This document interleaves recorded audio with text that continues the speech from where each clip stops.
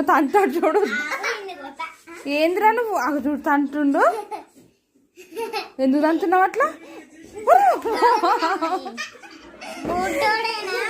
ఏ దెబ్బలు పడుతు కానీ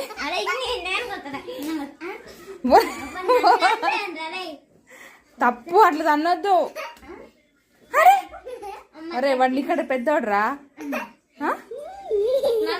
మళ్ళీ డాడ్ వచ్చానా నీ సంగతి చెప్పు.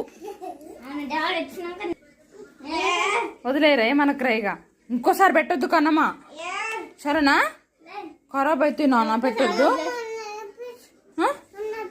ఏంటి అన్న వేపించు